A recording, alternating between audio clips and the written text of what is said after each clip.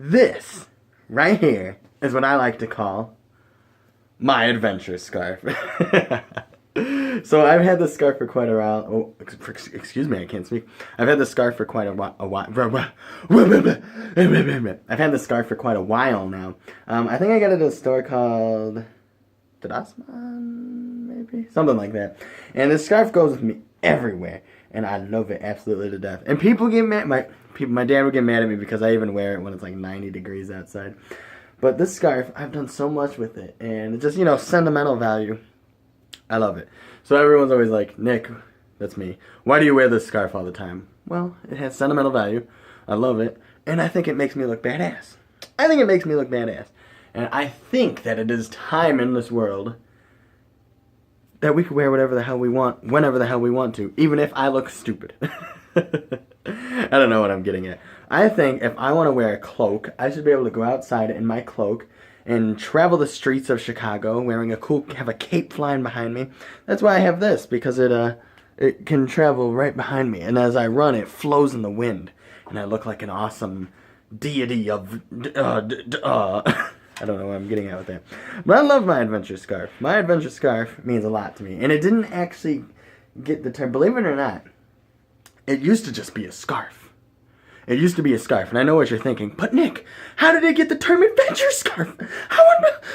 What are you lying to us? No, I'm not lying to you. It got the term adventure scarf because I go on adventures with it. You ever go through the woods and climb a mountain with your adventure scarf? You ever fly an airplane and travel through the seas? Or across the seas? Not through them. You don't want to fly airplanes through the seas. Trust me. Not from experience, but you don't want to do that. You'd probably die. Have you ever traveled across the seas with this? I guess not then, huh? Adventure scarf. You ever gotten tired and wanted to take a nap? Adventure scarf. And everybody needs to get their own scarf. And if you've ever seen the movie or read the book, I think it was a book called The Golden Compass, everybody had their own little pet that followed them, and it was like an extension of themselves, like their soul was on the outside. That was the point of the Golden Compass. So like the one girl had like a rat or a ferret or something, and then the dude had like a polar bear and so on and so forth. Well, in real life, our souls are on the inside. So why don't we all get an article of clothing? What am I getting at? That identifies me. This is me. This is a part of me. If I ever lost this, I would be so sad. I would be so sad. You would never hear from me again. I'd just go on my bed and I would cry forever. I'd probably get over it eventually. Because I have another scarf in the closet, which is Adventure Scarf 2.0. It just hasn't been on as many adventures as this one because I always wear this one. And for now, you guys need to know what the scarf has seen. It's had blood on it. And not my blood. Not that I made someone bleed, but people have gotten like their heads gashed open and the blood's dripped on this. It's been through concerts.